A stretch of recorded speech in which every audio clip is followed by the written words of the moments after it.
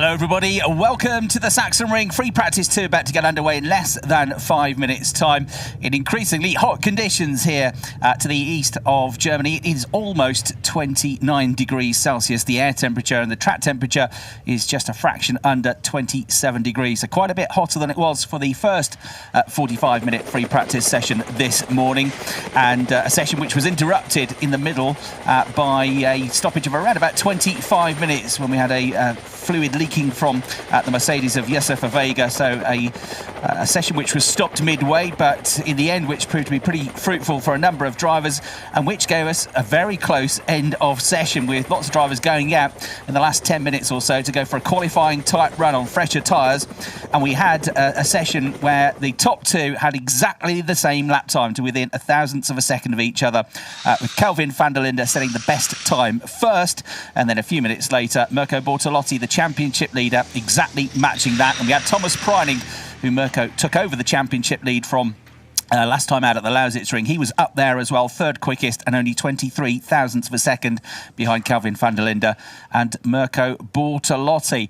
So there you can see to the top left of your picture is a gentle breeze here, which is making it feel a little bit more bearable than perhaps it was 3 weeks ago at the Sachsenring, where it was a touch hotter and it was very still out there. So it's a bit easier for us out here and the spectators, but it's not going to be any easier for the drivers inside the cockpits of these cars, where you can add on about 30 degrees to the ambient temperature. So if it's nearly 30 degrees out here in a race car, it's nearly 60 degrees. You could cook your Sunday roast inside some of these cars. So feel sorry for these drivers with what's going to be a tough weekend for them as we go into the final 3 race weekends of 2023. We start to look towards the championship contenders now. There to the right of the picture is the Mercedes of Vega. Landgraf did an excellent job to get the car fixed, actually. So we had this 25-minute stoppage in the middle of free practice 1, but they were able to use that time and get the car out for around about 13 or 14 minutes of running at the end for Vega. Who is one of the drivers that is familiar with this circuit in recent times, because he last year was competing in the ADAC GT Masters Championship, and is one of several drivers to have raced here in recent times. But in terms of DTM, it's our first visit here for 21 years. A reminder of the championship standings: Mirko Bortolotti with a win and a second last time out at the Sachsenring, picking up the championship lead by just 7 points from Thomas Preining. Ricardo Feller, who has another driver that has raced here and been successful in GT Masters, just behind in third place in the championship standings. Sheldon van der Linde, last year's champion, needing a good weekend here to play catch up a little bit to the top 3, but he's still very much in contention. And Lucas Auer, 5th in the championship, is a driver that's been picking up lots of points of late as well. So the driver's last chance now, the team's last chance to get out there and get a feel for the track. Tweak maybe the setups of the cars, bearing in mind that tomorrow afternoon it's probably going to be similar temperatures. The spiders and the cobwebs are flapping in the breeze. They found a bit of shade, no doubt, but for everybody else it's going to be a hot afternoon. So my name's Chris Hartley. We are here at the Sachsenring, overlooking the start-finish line and overlooking what's already a busy weekend here. The number of spectators for a Friday practice session, pretty impressive. Yet the grandstand is not particularly full from that picture, but in the paddock it is busy, and on top of the garages there are lots of people here already. Let's take a look then at this anti-clockwise circuit. It's 3.6 kilometres long, 13 turns. The DTM first came here in the year 2000, and Mercedes won both races. Klaus Ludwig, aged 51, a 2-time winner that weekend. They raced here in 2001 and 2002 as well. Mercedes winning the first 4. There's some tight battles to that first sequence of corners on this very undulating circuit, and 1 or 2 comings together over the years, as we've seen. Laurent Aiello was a double victor in the DTM here as well. The last time the DTM raced here 21 years ago in 2002 with the Abt Sportsline team, who are here this weekend running championship contender Ricardo Feller and running the driver that was equal fastest this morning in free practice, Kelvin van der Linde.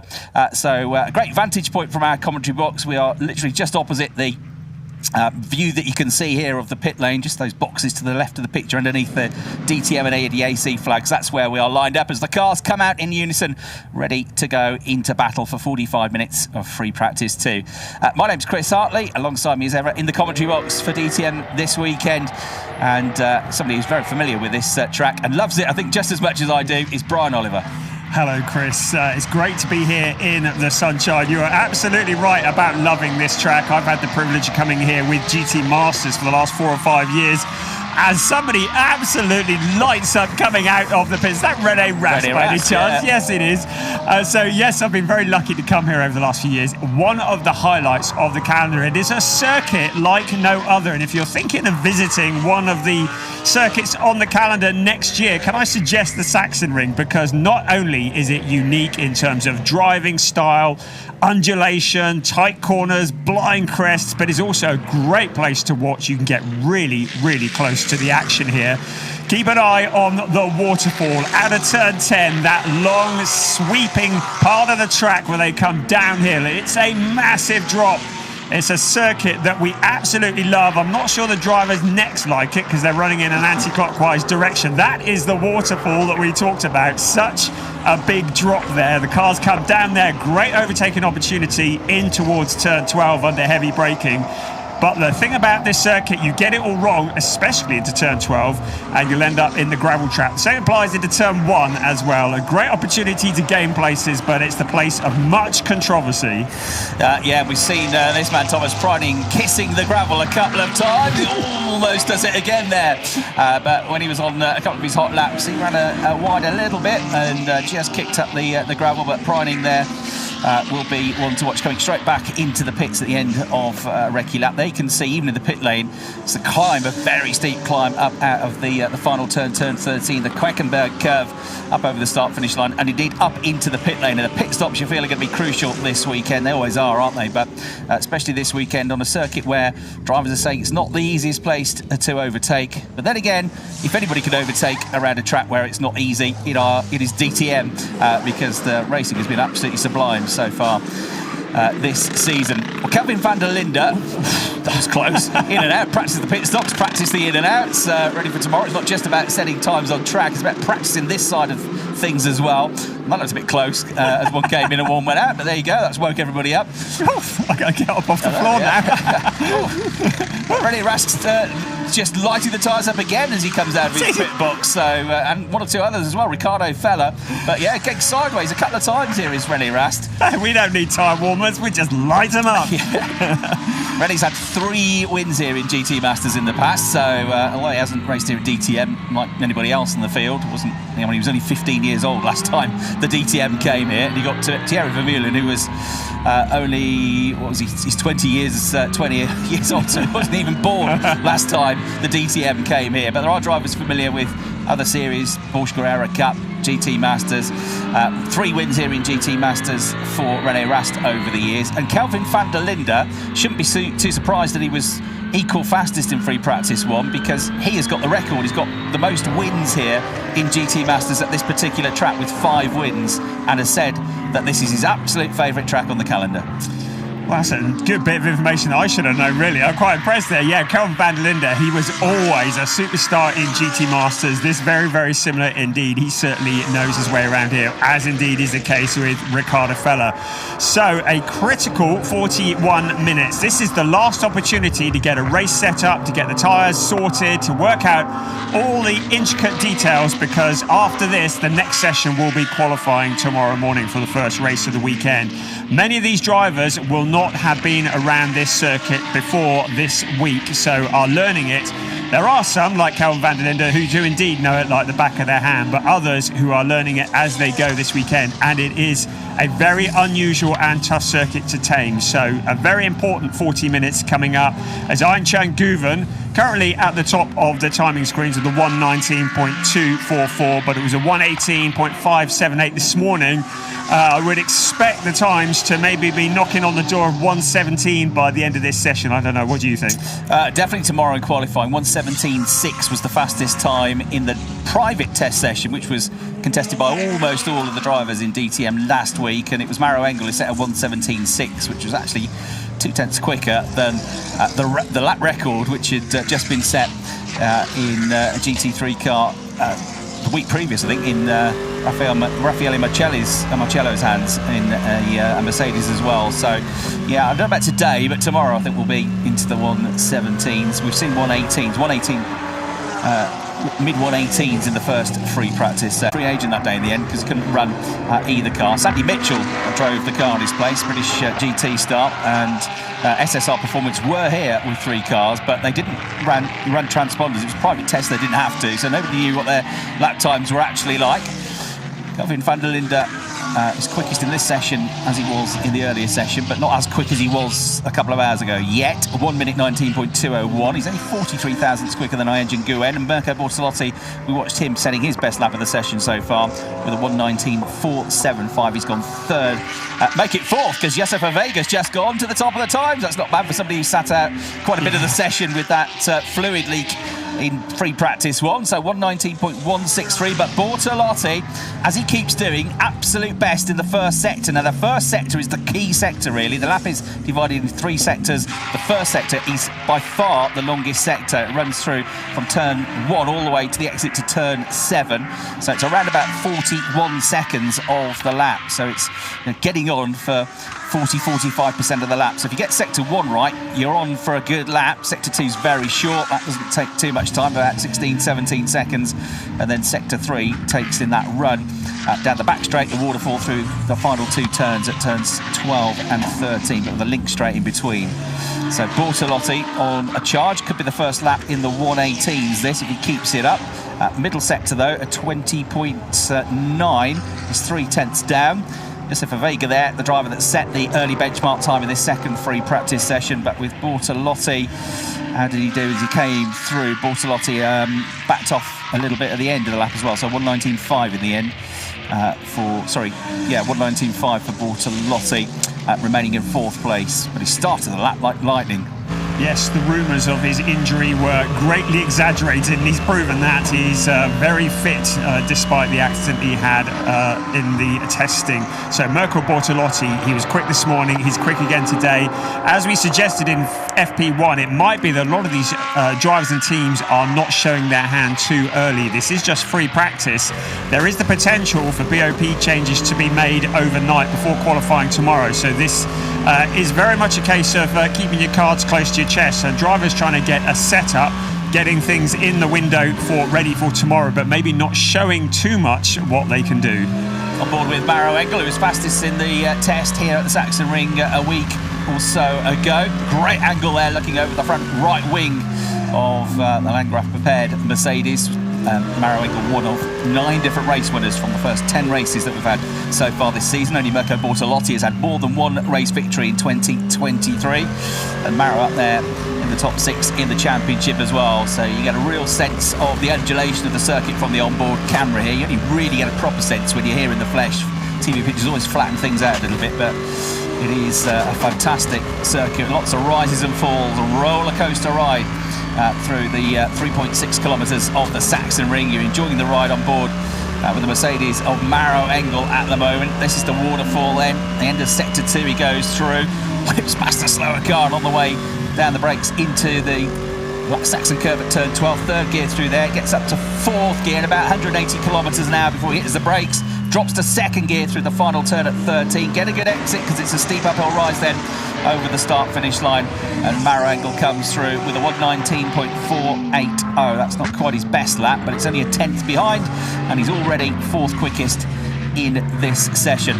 We've talked about Drivers' Championship. There's a Teams Championship and a Brand Championship, a Manufacturers' Championship to consider as well in the last 3 weekends of the season.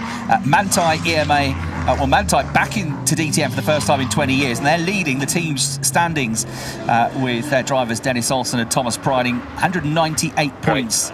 Great, really. Thank you, man. I appreciate it.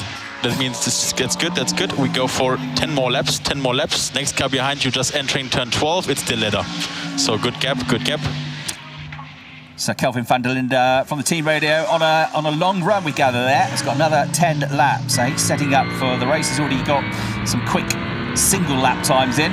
Manthey with 198.6 points clear of SSR Performance in the team's championship. SSR Performance in their 2nd season of DTM. And Stefan Schlund's team are the ones that run the 3 Lamborghinis of Alessio De Leda from Pereira and championship leader Mirko Bortolotti. First time for them running Lamborghinis. So only 6 points between the top 2. And Amp Sportsline, 177 points a third. Schubert Motorsport, BMW team in 4th place. And then in terms of the manufacturers, well, all 6 manufacturers have won at least one race now, the championship. Porsche have got 271 points, but it's only 13 points clear of Lamborghini, who've got 258. Mercedes are 3rd on 237, and BMW 4th, Audi 5th, and Ferrari in 6th place. On board then with Thomas Priding, looking to re-establish himself in the championship lead this last 6 rounds of the championship. And he's, Brian, somebody else. We talked about Ricardo Feller, but he's somebody else that's been consistent this year. Yes, he's been a winner, but he's picked up points in all 10 races so far. Yes, just he and Ricardo Feller, the only 2 drivers now to have picked up the points in all the races. He wasn't happy about the BOP at the Sachsenring last time around, and there have been adjustments made, so he's going to be happy today, getting a good perspective as we ride on board with him, using all the curb, being very careful not to go too wide out onto the gravel track. Now back up over the hill again. That is turn 10, around towards turn 12, and then this big drop coming up now. This is down the waterfall. You feel your stomach go to the top of your head, and then it's the heavy braking into turn 12. Being very careful not to go too wide into that corner, then back up the hill. Thomas Priding, he's done a fair few laps around here. He is Mr. Consistency. He needs a good point score this weekend still to stay in the championship hunt. Can't afford a DNF. So really important time here as he gets the setup for the car. Somebody else that knows the track from his days in GT Masters and Porsche Carrera Cup Deutschland, in which he was the champion. Josef Vega coming out of the pits and on the way to the 2nd gear, hairpin pretty much as it is at turn 1, which also, just to make life even more complicated, descends corkscrews downhill as you go through it. Goes Thomas Priding, making his way through this first sector now into the right-hander at turn 3. That's only about 70 kilometres an hour through there. The drop down to 2nd gear, so it's all about traction coming out of there. The car's understeer as well, so it's about getting the power down, not running too wide out of the curbs. Then you can see the track then dropping away as he makes his way through turn 9. 4th gear, late brake through there, or light brake through there. And then down and then up it climbs again as you go up towards turn 10, 4th gear through there, and then commitment through there, take it out, wind it up, and then down through the waterfall, and he'll get up to just under 265 kilometres an hour before he hits the brakes, goes down from 5th to 3rd gear, takes the left-hander at turn 12, and then heads up to about 180 kilometres an hour, climbing uphill gradually and now steeply once you get to the apex of turn 13. 2nd gear through there, 3rd gear, 4th gear, it'll be 5th as he comes over the crest. Downhill, then it rises up again before we get to the braking zone for the next turn, and 7th place overall for Thomas Priding at the moment as you rode on board with him. Yeah, not a lot of places to kind of rest and take it easy around here. It is a challenge all the way around. It is such a fast circuit. Looking again at a replay on board with Thomas Priding, and we can see how hard he's having to work. Was there a little bit of gravel there by any chance? He's certainly having to fight very hard as he tries to use all of the track to gain every last thousandth out of it. Yeah, understeering and oversteering, correcting it, working away at the wheels. Never in a straight line, it seems, is it? As Kelvin van der Linde continuing his long run. And Kelvin's 2nd fastest overall at the moment. That was a 1:20.0. His best lap's a 1:19.2. You would expect him on a long run of 10 or 11 laps not to be right up there on pace, but just to try and understand how the tyres perform, and that can also, Brian, have an effect on your pit stop strategy. In the middle 20 minutes of the race is when you've got to make your mandatory pit stop, but you've got to try and work out just how many laps you can push those tyres for. Yeah, again, this is why it's critical now, finding out how far the tyres can go, and we're expecting the weather conditions tomorrow to be very similar to today, and indeed very similar to the Sachsenring 3 weeks ago, i.e. very, very hot. But yes, the pit strategy, very important. The decisions will be made whether to start on new tyres, on used tyres. Of course, it'll be very much dependent on the qualifying as well, but there's a lot of information to be gathered in this time as the user Vega just tries to work out how much grip there actually is on the gravel. I can answer that for him, not much. It's not doing nice things to the Pirelli tyres, is it really? But there you go. You've got to find the limits in practice, though. That's what it's all about, because you can drive around it, all look nice and tidy and no mistakes, but is that quick? Not necessarily, is the answer to that question. So you've got to push the limits and get there. I always think back to Formula One and the great Michael Schumacher, who often on a Friday in Formula 1 testing, went into a spin and went off the road. You thought, maybe this is the weekend, he's not going to win at last. But he was just finding the limits, going beyond them, and then just pulling it back a little bit, not afraid to make a mistake. And then, of course, he'd go on and get pole and win the race at the weekend. Yes, it's finding the limits when it matters least, and finding exactly how far you can go. And we've seen it before in DTM this year. The drivers going as far as they can. There you go. You see that time around, he got it inch perfect, didn't he? That's the learning curve. He'll use that for the rest of the weekend now. It's a tightrope, really, isn't it? You've got to go to the edge. You've got to get almost to the point where it's coming off the road to be as quick as possible.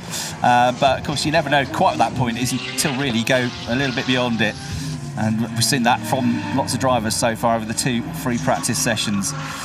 Marco Wittmann going through shop. Now, Project One were one of the only 2 teams that didn't come and do the test last week. And so Project One, who are new to DTM, certainly not a new team, Hans Bern's camp squad, with huge success and experience in Porsche racing predominantly.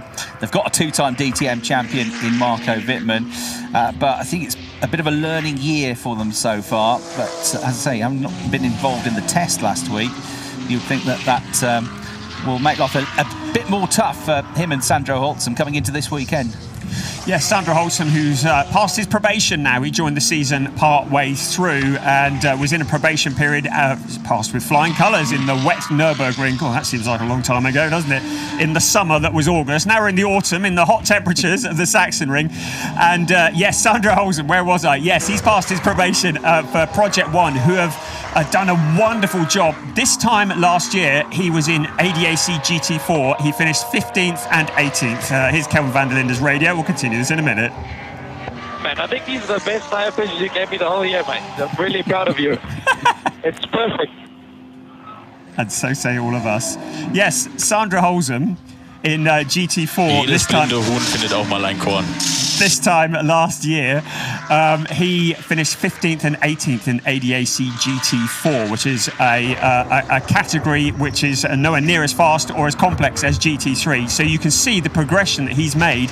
He's here now in DTM, and his times are not unreasonable. 120.359 last time around. So he's not a million miles off the pace, and it's great to see him here. Project One have been holding his hand and nurturing him through, and of course with Marco Wittmann, he has a wonderful mentor to learn from.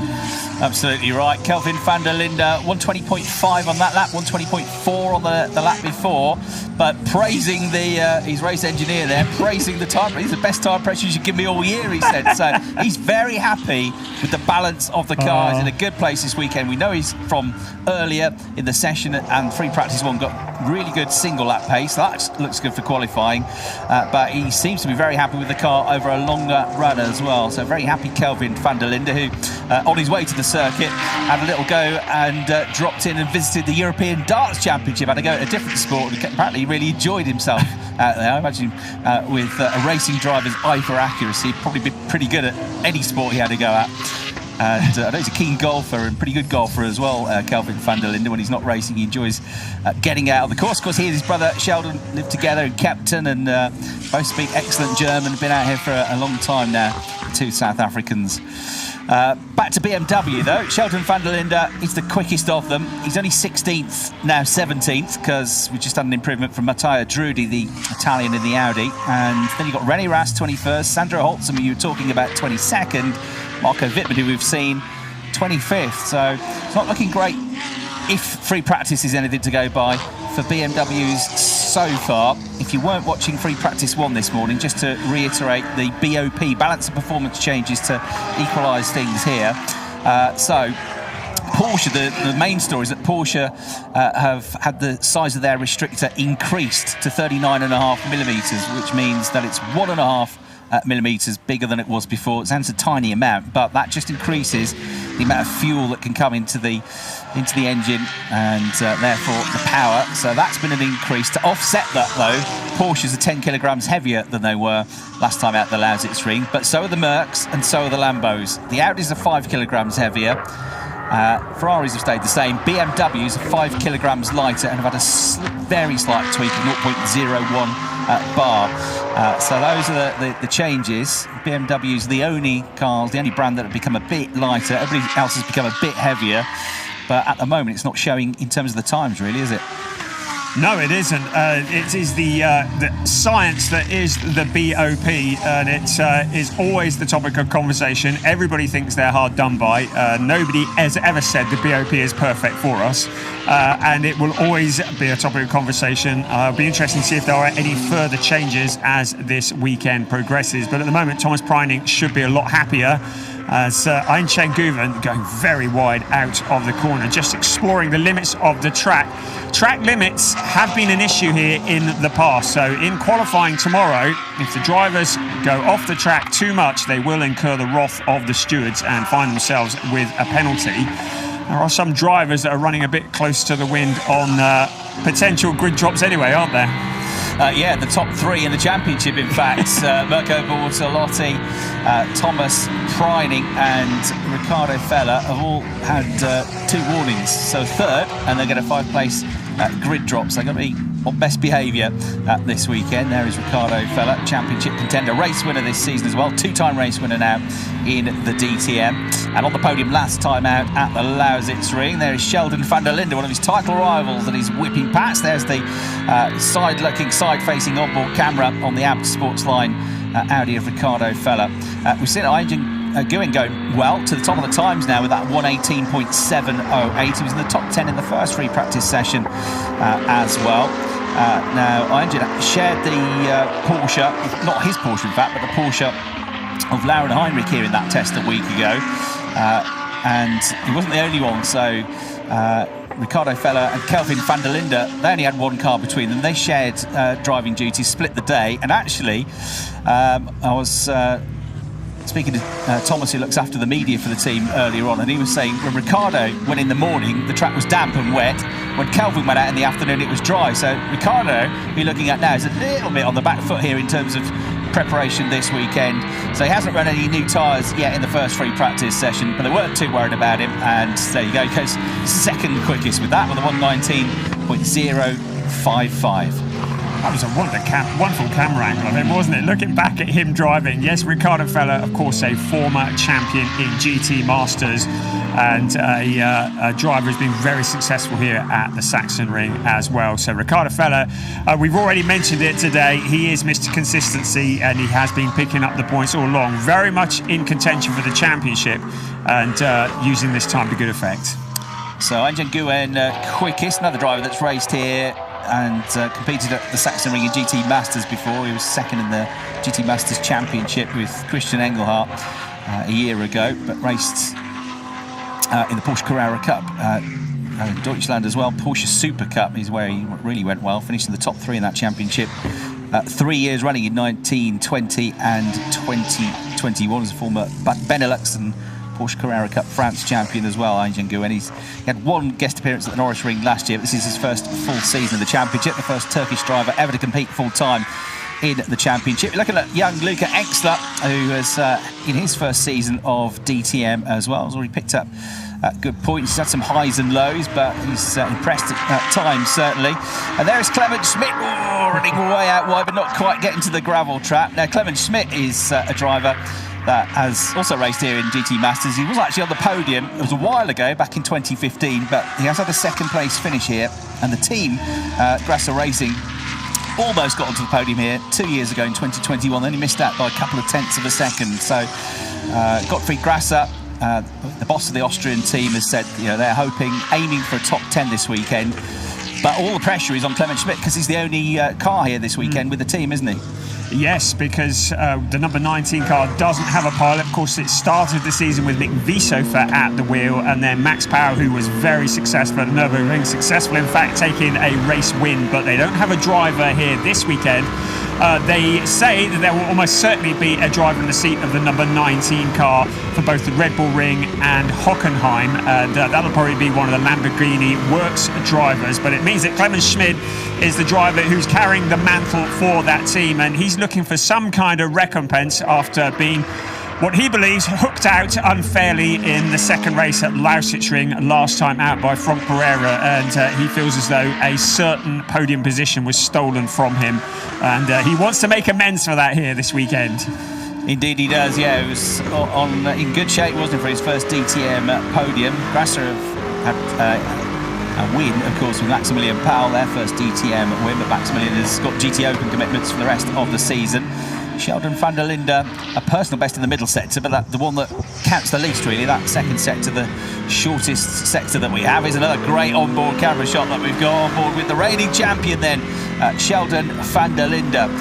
Now, Sheldon is a bit on the back foot. We talked about momentum and how important that can be going into a championship fight towards the end of a season, and the momentum has not been with Sheldon of late. So form guide, the last 4 rounds of the championship, 2 at Sachsenring, 2 at the Nürburgring.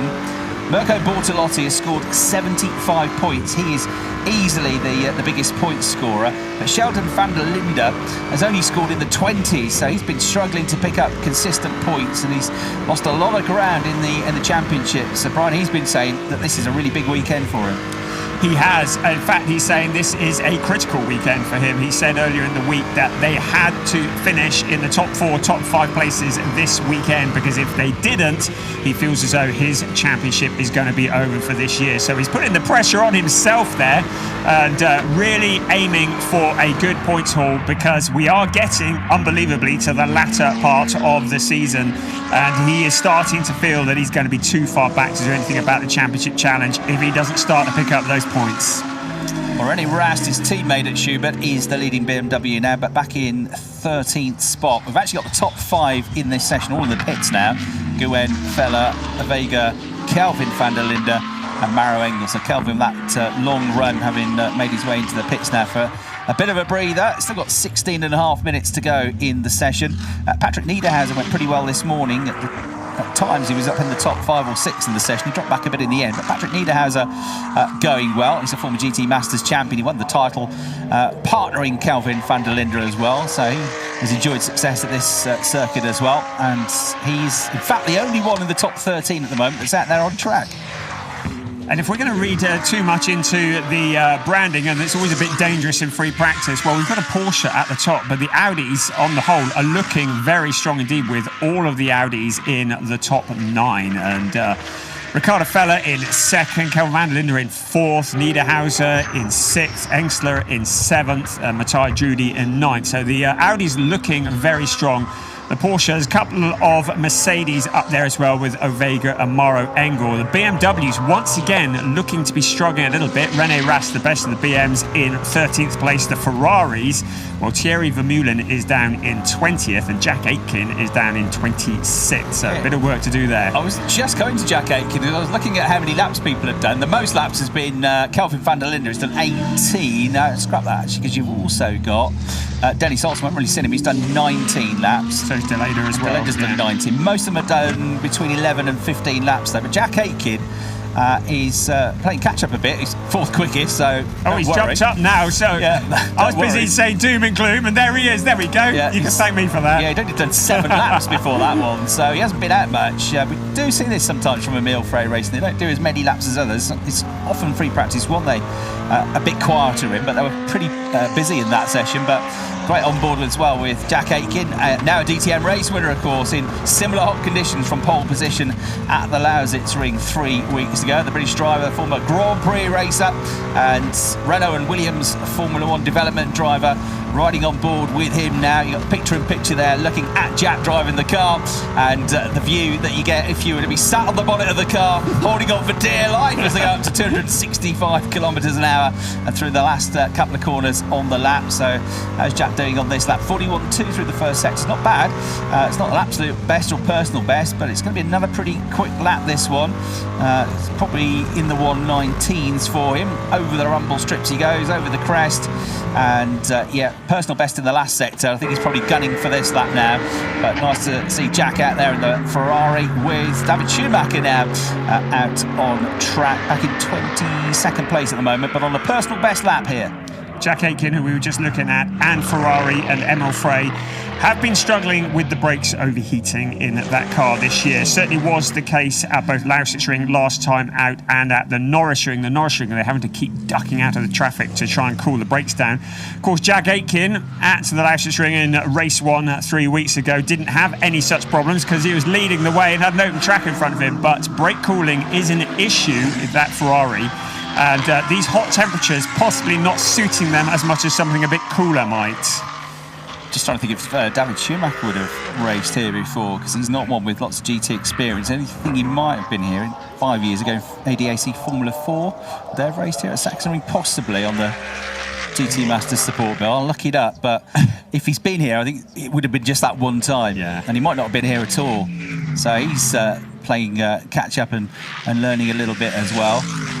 We mentioned it this morning with David Schumacher that he is really trying to work on tyre warming and getting it in the window. You'd think that warming wouldn't be an issue in these conditions, wouldn't you? But he feels as though that his poor run of results is as a result of poor qualifying, and is working and concentrating very hard on trying to work out what it is that's preventing them from getting the tyres into the window. And clearly, teammate is managing it okay, and he is trying to work that out for himself as well. So these are important times for him as he just tries to get to grips with those tyres, pardon the pun. Yeah, and set personal best lap last time around. He was 11th quickest in the test here last week with a time of 1:18.2, so he's within 0.6 of a second of the best time of the session. So a pretty good day there, actually. While we were watching David Schumacher, Jack Aitken has gone even quicker. The Ferrari up to third place now with a 1:19.092. That gets him to within 37 thousandths of a second of Riccardo Feller, who's second quickest but in the pits currently. Oh, someone doing a bit of rallycross in the background there. Thomas Preining, or Dennis Olsen Preining, I think, in the Manthey EMA Porsche. Yeah, running a bit wide there, and not for the first time, but probably even deeper into the gravel than he'd been previously. So Thomas Preining with a wide moment there. No harm done, really, other than to the tyres and the car looking a bit mucky, but yeah, deeply into the gravel there. He did well to keep it going, actually. Sometimes you get into the gravel trap. They are deep, the gravel traps here, and you get out there, you could get stranded and it would be a red flag for the session. But fortunately, he kept the power on, kept it moving, didn't get stationary, and he's rejoined. I think there'll be an awful lot of gravel in the undertray of that car by now. Yeah, we'll see whether he bails for the pits or continues on. Continues. He's happy enough, continues on. Weaves around a bit just to try and shake free some of that gravel you talked about, which can get scooped up, can't it? Leave it to the car behind, that's what I say. Exactly. Thanks very much, says everybody else as they start slipping around on the gravel. Preining pushing on hard, but say look good in the first free practice session this morning. What's he doing now? He's only 11th in this session. It is generally a slower session than we had this morning, isn't it? And more of them going for longer runs than they were this morning. Well, me boldly saying, could we get into the 117s? You said, not a chance. Well, there you go. It'll be tomorrow. The track will be cooler when we have qualified tomorrow, and there'll be a lot more rubber on the track as we look again. Just going out wide, and he didn't get properly into the gravel there, but he did on that section there, didn't he? The car going out wide. Oh, this will be fun. On board, we should hear this. It'll sound awful, I should think, with the gravel coming underneath the car. We've gone past that live now. Yeah, it was turn 7, I think, wasn't it? Yeah, it was. He came out of. Yeah, and that's easy to do because the car goes light there. Riccardo Feller has talked about this when he's given us a guide around the lap, because all the weight goes over the front of the car. So you go with this crest, all the weight's on the front of the car. The back suddenly becomes very light. You turn in, and it just skips past you, and you understeer into the gravel trap. From Pereira with the absolute best first sector. We've got Lucas Stoltz up into second place now as well. That's just happened. But Pereira here in the SSR Performance Lamborghini, who could play a crucial role in the championship to help his teammate Mirko Bortolotti out over the last 3 weekends.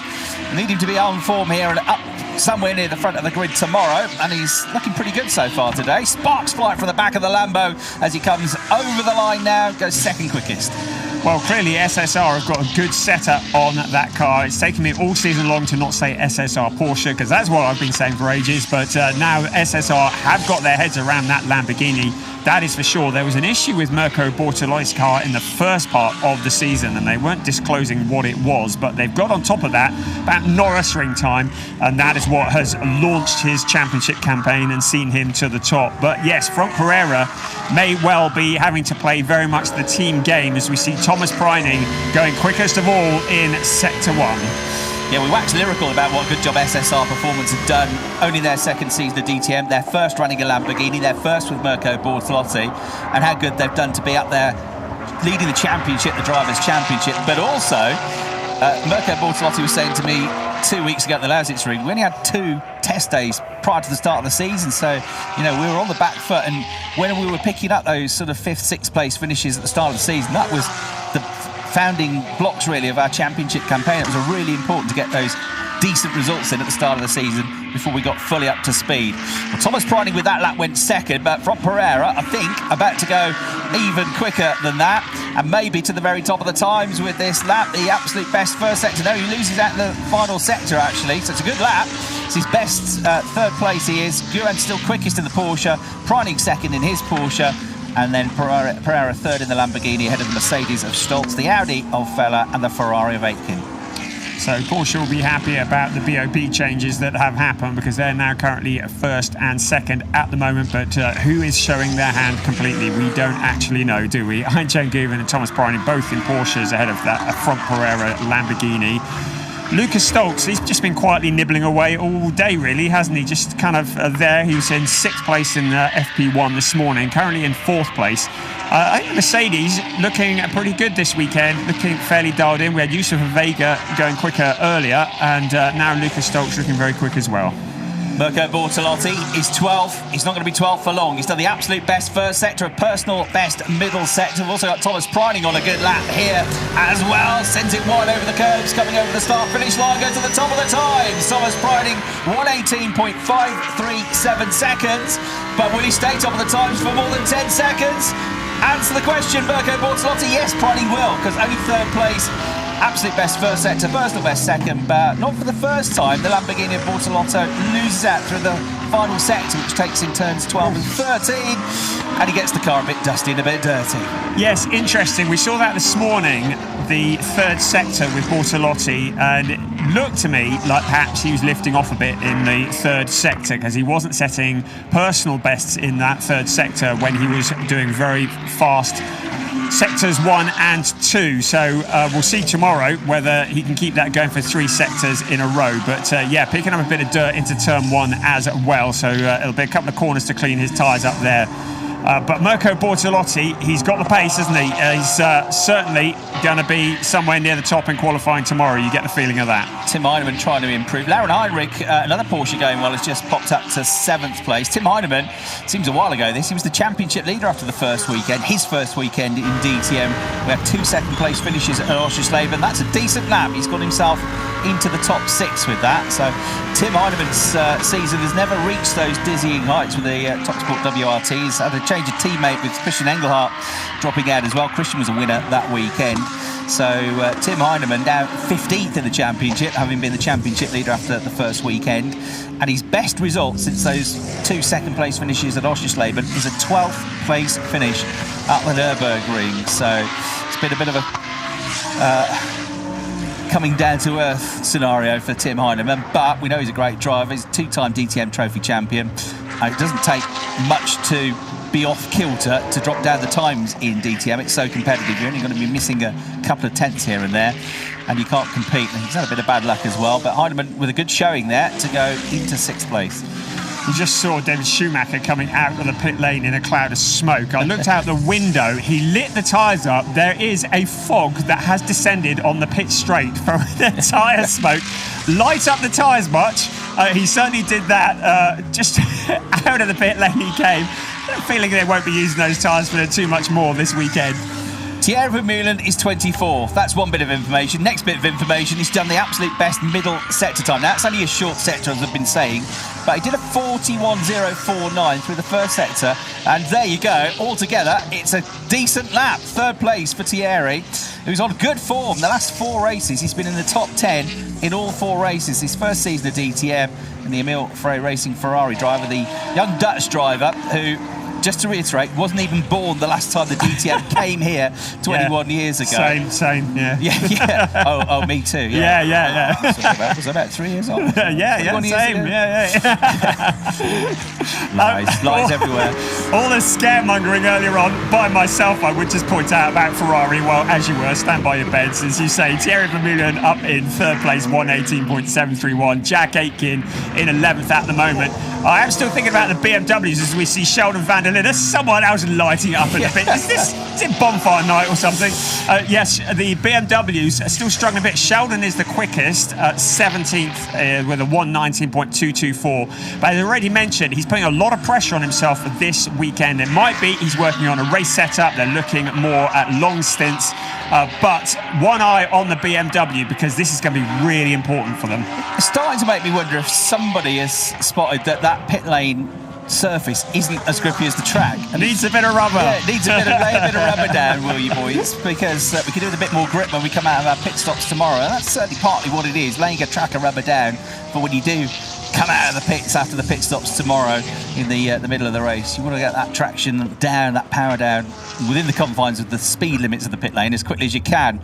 Marco Wittmann, 27th out of 27 at the moment, but a 41.5 through the first sector. Well, it's a personal best, but don't get too excited because that is 0.7 of a second he's dropped already through the first sector compared to Thomas Preining's absolute best time, which, by the way, was the best time of the day so far, 1 minute 18.537, a fraction quicker than the 1 minute 18.578 that both Kelvin van der Linde and Mirko Bortolotti set earlier on in the day. So Marco Wittmann plumb last in the session at the moment. Yeah, the BMs are just looking a little bit like they're struggling here, aren't they? With all of them down there. Sheldon van der Linde 17th, René Rast in 21st. Sandra Holzem 25th and Marco Wittmann in that 27th and last place. Of course, we're missing one car this weekend, so 27 cars, as already mentioned. The number 19 GRT Grasser Lamborghini not running this weekend, will be back at Red Bull Ring. On board with Sheldon van der Linde, there are a number of blind crests here. I always think it takes an awful lot of courage to keep your foot planted on the floor when you're going over a blind crest. These are very courageous drivers. That is why they're doing it and I'm not, as he goes under the bridge and then climbs up the hill. In a few moments, it'll be the big drop down the waterfall once again. Yeah, somebody else lighting up the tyres in the pit lane opposite us. It's a bit of a theme today. Here's Lucas I've not seen too much of him in the second free practice session, but he's a driver who's been racking up the points of late as well. As mentioned in free practice one, my tip for a dark horse for the championship is Lucas. He bangs himself a race win or two over the rest of the season. Do not discount him from the championship, last year's championship runner-up Lucas Auer. So that is his best lap of the session, 9th place, 119.005, and he will have time for one more lap. He crossed the line with just over a minute to go, so into the final throes of this second free practice session. We've had Lucas Auer is the only one improving there, other than Marco Wittmann, but only up to 22nd for Marco. So Marco Wittmann is not somebody you'd expect to see in 22nd, and I do think that maybe he's just working on something a little bit more long-term. But he's plugging away at it, isn't he? And the session now into the final 30 seconds. That was a very quick 45 minutes after what felt like a bit of a marathon this morning. Lots of data has been gathered, and I should think that Thomas Preining and Manthey EMA will be pretty happy with that, as indeed will be Porsche Ayan Shengun in second place. Just 0.171 off the Thomas Preining time. Sheldon van der Linde is going to sneak another lap in as well. Well, this one that he's on, so he's done a personal best first sector. Auer's not going to improve. He lost half a second through the first sector. Well, he might, but he needs a courageous run through the final few quarters if he's going to better his lap. So it doesn't look like he's going to improve from 9th place, and in fact he bails for the pits. But Sheldon van der Linde has a chance to improve, but how high up the order can he get? He's only 17th place at the moment. He will finish his lap. Sprints for the line. No, stays back there in 17th place. So best BMW, but 17th place. 17th place, Brian, but actually only 0.6 of a second off the best time of the session. So maybe it's not as bad as it looks. We've seen it at every session, 1 second covering the vast majority of the field. I think those who have done many laps here before have an advantage. They know this circuit, and the drivers that are learning this for the first time having to learn this the hard way. But yes, every last thousandth is going to count and is going to be very tight. I get the feeling that tomorrow after qualifying, I reckon the top 25 5 cars could be separated by less than a second.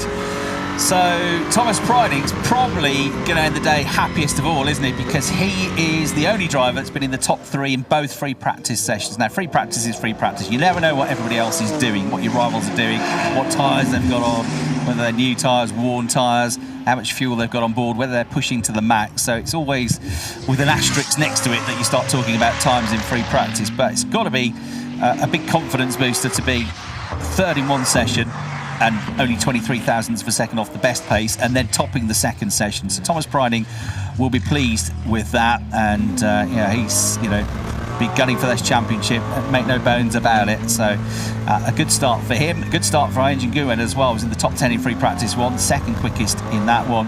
And Thierry Vermeulen impressing once again in third place. So they're the top 10 in free practice 2. Porsche's first and second. Ferrari of Thierry Vermeulen in third. Mirko Bortolotti will also be pretty pleased with his day, I reckon, as well. Second and fourth in the 2 sessions. Kelvin van der Linde, first and fifth. A good day for him as well, and he was very happy with the car on feedback on the longer run as well. From Pereira, Lucas Stoltz, Tim Heinemann, Lucas Auer and Ricardo Feller all in the top 10 in that session as well.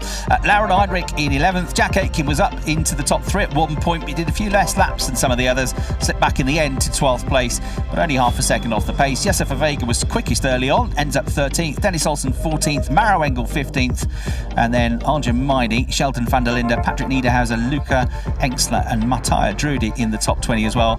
Rennie Rast, Marco Wittmann towards the tail of the times in free practice 2. They'll all look at the data, they'll all go through things tonight and try to get set up for qualifying tomorrow. The first qualifying session of the weekend then coming up tomorrow morning at 9:05, ready for our first race of the weekend tomorrow afternoon at 1:30 local time. That's it from today though, from me, Chris Hartley, and from Brian Oliver in the commentary box. Hope you've enjoyed our coverage of free practice here at the Sachsenring. Do join us again tomorrow for race day 1.